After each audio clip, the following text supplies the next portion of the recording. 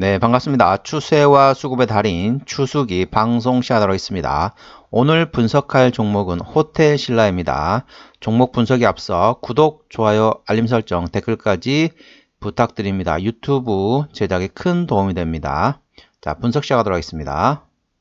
자, 호텔신라 같은 경우는 최근에 좀 고점을 찍고 조금 조정을 보이고 있는 상황이죠. 추세선을 그려보게 되면요. 이렇게 좀 추세선을 그려서 최근에 추세선을 조금 이탈했다라고 보실 수 있겠습니다. 이탈했다 보실 수 있겠고요. 주요 이슈를 말씀드리도록 하겠습니다. 2023년 면세점 시장의 외형은 비록 10% 이상 감소하지만 올해 면세점 시장의 본질인 여행 시장의 소비 채널로 정상화되는 중요한 해가 될 듯하다. 이제 다시 면세점 매출은 중국 인바운드 지표와 높은 동행성을 보일 것으로 예상된다. 향후 중국 인바운드 패키지 관광이 재개될 경우 밸류에이션 회복도 기대할 수 있다. 협상력 재고에 따라 호텔신라의 이익 개선폭은 예상보다 클 수 있다. 이게 지금 전반적으로 내용을 보시면은 자, 이제 중국의 인바운드 관련돼 가지고 기대를 하고 있는 것을 보입니다. 근데 최근에 보시면 아시겠지만은 뭐 한알령이 아직까지도 뭐 다시 신한알령이라고 해가지고 다시 또 이렇게 말이 나오기 시작하잖아요. 지금 예를 들면은 뭐 포털 사이트 같은 것도 접속이 안 되고, 그 다음에 연예인들도 공연 일정이 취소되거나 뭐 그렇게 되고 있는 상황이잖아요. 그렇다 보니까 호텔신라 아무래도 이제 면세점 관련된 내용이기 때문에 그 이슈가 조금 실적에는 조금 뭐 이렇게 안 좋은 상황이라고 보시면 되겠습니다. 아무래도 다음이라든지 아니면 네이버라든지 이런 접속이 아무래도 이제 좀 잘 되고, 그다음에 연예인들도 어느 정도 공연이 정상적으로 되게 되면은 다시 돌아서겠지만 그 전까지는 좀 이제 좀 조심해야 되겠다. 그래 보시면 되겠습니다. 이 종목 같은 경우 아까 말씀드린 것처럼 지지선을 좀 이탈했습니다. 지지선을 이탈했기 때문에 조금 이제 A 주셔야 될 것 같고요. 원래 지지선은 약간 77,000원입니다. 77,000원대, 77,500원 정도 되네요. 77,500원 정도 지지가 있어야 되는데 거기를 지금 지지를 못 받았어요.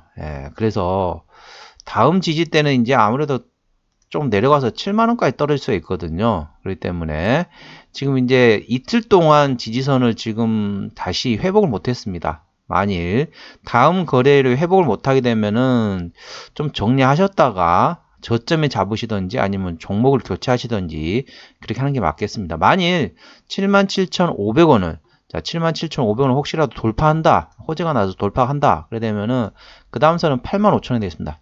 자, 77,500원, 그 다음에 85,000원이고요. 그래 보시면 되겠습니다. 일단은 좀 멀리 보시는 분이라면은 7만원까지 지지대 확인하시면 되겠습니다. 자, 이 종목의 핸들링하는 수급 주체 같은 경우는 기관이 되겠습니다. 수급 보시도록 할게요. 자, 기관. 자, 수급을 보시게 되면은 외국인이 한 달 동안에 54만 5천 주를 팔았습니다. 자, 외국인이 최근에 계속 팔았죠. 한 달 내내 팔았다고 보시면 될 것 같고요.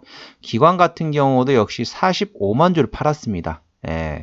전반적으로 매수를 하다가 좀 매도를 했다가 다시 좀 매수를 했다가 다시 매도를 하는 이렇게 지금 한 3, 4거래를 주기로 해가지고 샀다 팔았다 샀다 팔았다 하고 있습니다. 그래서 외국인은 전반적으로 파는 추세, 기관 같은 경우는 단기적으로 샀다 팔았다 하고 있고, 금투가 사고 있고, 그 다음에 투신이 사고 있고요. 자, 연기금이 팔고 있습니다. 아무래도 이제 연기금 같은 경우는 조금 멀리 보는 스타일이고, 금투하고 투신 같은 경우는 조금 이제 짧게 보는 수급 주체라고 보시면 되겠습니다. 그러면은 자, 기본적 분석으로 들어가겠습니다. 자, 신용비율이 0.74%, 상당히 낮죠? 괜찮습니다. 자, 그러면 코스피 200 종목이기 때문에 대차거래 상황을 보시도록 하겠습니다. 자, 대차거래 같은 경우는 한 달 기준으로 보면 전반적으로는 조금 대차거래가 줄어들고 있는 추세인데, 최근에 이제 31만 주를 대차거래가 증가를 했거든요. 31만 주, 거의 32만 주 정도 되죠. 최근에 대차 거래가 증가하는 거는 뭐 만주, 3만주, 뭐 3만주 이런 단위였는데 31만 주? 좀 많은 과한 상황인 것 같아요. 아무래도 이제 미중 간의 그런 이게 좀 더 격화되고 있는 상황에서 이제 아무래도 이제 한국이 미국 편을 들다 보니까 한한령, 신한한령 관련된 이슈가 지금 계속 불거지다 보니까 이 종목에는 결국 호재로 받아들이기 좀 애매하죠. 그런 상황에서 이제 대차거래는 조금 더 증가하고 있는 추세다. 조금 주의는 해야 되겠다. 그래 보시면 되겠습니다. 자, 그러면 공매도 상황 보시겠습니다. 자, 공매도 같은 경우는 10%가 중요하다겠죠. 하루 거래량의 공매도가 얼마나 차지하는지 그 비중을 나타내는 지표라고 하겠습니다. 자, 10% 이상이 하루, 이틀, 3일, 4일, 5일, 6일, 7일, 8일. 8일인데 이게 8일 정도면은 일반적인 정도, 일반적인 정도라고 볼 수 있는데 보시면 30%, 23%, 요거는 조금 눈에 거슬립니다. 조금 10%대 정도까지는 그래도 되는데 하루 거래량에 자 하루 거래량 보시면은 19만 5천 주거든요. 하루 거래량의 30%가 공매도다. 이거는 제가 봐서는 조금 우려스럽다. 그래 보시면 되겠습니다. 자, 기본적 분석으로 들어가서, 자, 기본적 분석 들어가시기 전에 구독, 좋아요, 알림 설정, 댓글까지 해주시면 감사하겠습니다. 자, 기본적 분석 들어가겠습니다. 기본적 분석상, 최대 주주는 삼성생명이죠. 17%이고요. 국민연금 10%. 물론 제가 이제 대형주 같은 경우는 기본적으로 20%, 중소형주는 30%라고 얘기했는데, 그렇게 했던 이유가, 예를 들면 뭐 유상증자를 하거나 뭐 그런다고 할 수 있겠지만은 그래서 삼성그룹이거든요. 그래서 삼성그룹이기 때문에 뭐이 정도는 뭐 크게 문제될 건 아닌 것 같습니다. 설마 호텔신라가 문제가 되지는 않겠죠. 호텔신라가 문제 생기면은 대한민국 모든 종목들이 다 날리겠죠. 자, 어떤 일을 하는지 보시면은요, 다 대부분 아시겠지만, 자, TR 부분, 호텔 앤 레저 부분 사업을 영위하고 있고요. TR 부문은 국가로부터 관련된 사업을 취득하여 외국인 방문객 및 내국인 해외 출자를 대상으로 외국의 유명 브랜드 상품 및 토산품을 주요 제품으로 판매하고 있다. 이게 이제 쉽게 말하면은 면세점 말씀드린 겁니다. 면세점. 그리고 호텔 앤 레저 부문에 호텔 부문은 외국인 관광객 및 내국인을 대상으로 숙박, 식음, 연회 등의 서비스를 제공하다. 레저 부문은 레저 스포츠 및 여행 사업을 운영하고 있다. 그러니까 보시면 아시겠지만은 이제 면세점하고 호텔 사업하고 두 가지 있다고 보시면 되겠습니다. 자, 실적을 보실게요.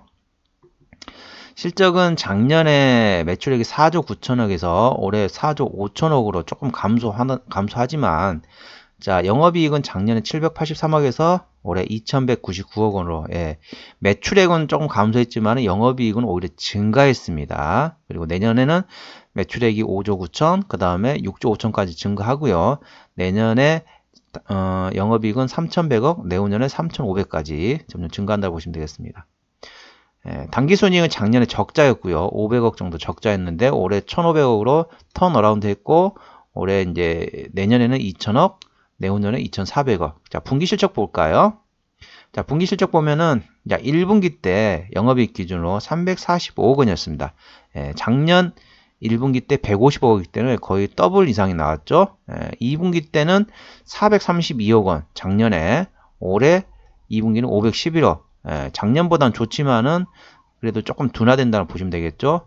하지만 3분기 때 작년에 266억인데 올해 712억입니다. 그러면 실적 가면은 3분기 정도 되면은 이제 2분기 끝나고 이제 7월 중순쯤에나 이제 실적 발표하겠죠. 그때 되면은 한번 움직일 것 같은데 그 전에 움직일 가능성도 있다. 그래 보시면 되겠습니다.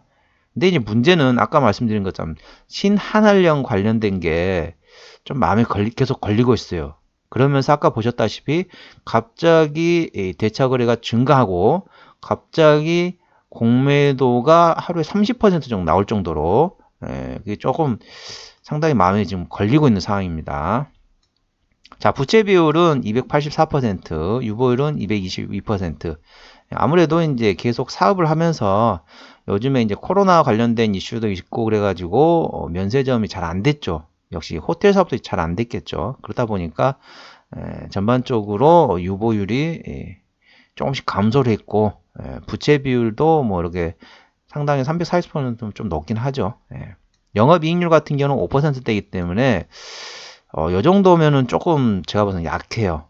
기본적으로 한 10%까지는 돼야 되는데 5%면은 제조업 수준이거든요.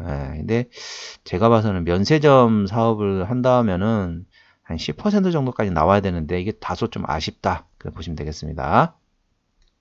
자, EPS 기준으로 내년 기준으로 5,000원입니다. 그리고 BPS는 24,500원이고요. 자, 내년에 5,000원 기준으로 얼마인가 볼까요? 현재 기준으로. 자, 그럼 현재는 한 4배, 15배, 한 15배 정도 되겠네요. 그러면은 현재 주가 위치는 제가 봐서는 싸다고 볼 수는 없을 것 같아요. PR 한 10배 정도나 뭐 그 정도 되면은 그나마 괜찮을 텐데 현재 구간이 15배다. 실적이 신한한령 관련돼 가지고 어떻게 될지 모르는데 그런 상황에서 좀 추세선을 좀 이탈했습니다. 그렇기 때문에 다소 조금 제 입장에서는 지금 상황에서는 다음 거래일에 이 추세선을 많이 회복하지 못하게 되면은 저 같으면은 만약 제가 이 종목을 가지고 있다 그러면 어느 정도 좀 정리하는 게 어떤가 이렇게 판단하고 있습니다. 자, 기업 개요로 들어가서요. 자, 기업 개요로 들어가겠습니다. 쭉 올려서 자, 매출액은 거의 비슷합니다. 거의 비슷합니다. 요 파란색이 TR, 그러니까 면세점이죠. 죄송합니다. TR, 이 면세점 부분입니다. 면세점이 전반적으로 실적을 다 한다고 보시면 되겠습니다. 88%입니다. 면세점이 88%입니다. 그리고 호텔 사업이 나머지 한 13% 정도 그렇게 보시면 되겠습니다. 자, 그렇게 보시면 될 것 같고요. 그 다음에 이제 자본금 변동 내역 보죠. 자본금 변동 내역을 보는 이유는 CB나 BW 같은 유상증자를 최근에 했는지 안 했는지 했으면은 얼마나 물량이 있고 그다음에 향후에 또 할 가능성이 있는지 없는지 확인하는 거죠. 근데 마지막 유상증자가 1999년이네요. 올해 2023년이니까 전혀 물량은 없을 것 같고요. 그 다음에 추가적으로 유상증자할 가능성도 그리 높지 않겠다. 이렇게 보시면 되겠습니다. 자, 관계사 및 연결 대상 회사가 되겠습니다. 자, 이런 회사들 다 있죠? 다 이렇게 다 이렇게 자회사들이고요. 주로 이제 어떤 회사가 있냐면은 옛날엔 신라스테이인데 지금 3이 바뀌었네요. 신라 HM으로.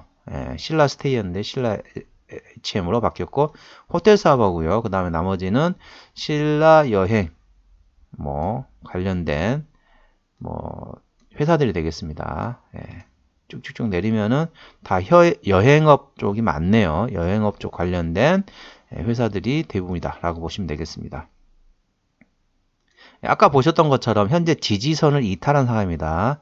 자, 한 2거래일 정도 지지선을 이탈했거든요. 지지선을 이탈하게 되면은 다시 회복하려면 조금 시간이 걸릴 수 있습니다. 그리고 저는 이제 제가 봤을 때 77,500원에는 충분히 지지를 받았어야 되는데 이 지지를 못 받았던 거는 다음에 또 여기를 돌파하려면 또 힘들어요. 그렇기 때문에 다음 거래일에 어느 정도 추세적으로 상승 추세로 다시 회복이 되지 않으면 저 같으면 좀 어느 정도 정리하는 게 정리하는 게 낫지 않은가 이렇게 보시면 되겠습니다. 아까 나머지 지지대하고 저항대 말씀드렸죠. 참고하시고요. 호텔신라에 대한 종목 분석이었고 구독, 좋아요, 댓글, 알림 설정 해주시면은 유튜브 제작에 큰 도움이 됩니다. 이상 추세와 수급의 달인 추숙이었습니다. 감사합니다.